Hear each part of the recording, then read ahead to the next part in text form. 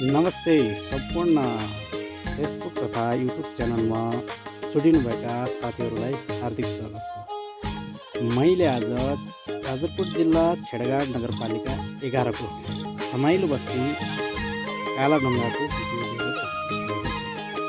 साथसाथै मैले मध्य पहाडी राजमार्गको पनि भिडियो लिएको छु।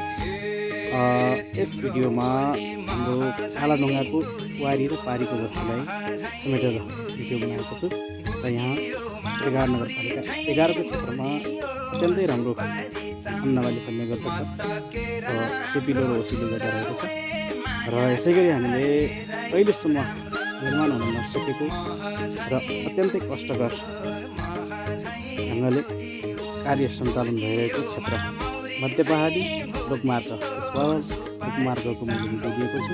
कृपया यहाँ डबल कटिङको ट्र्याक ओपन भइरहेको छ र यही असार मौसमसम्म फिक्स पिच हुन्छ भन्ने एउटा आशा गरेका छौँ।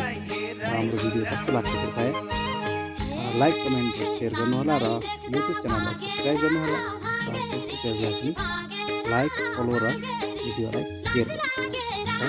जनचेतनाका लागि धन्यवाद। नमस्ते। शुभ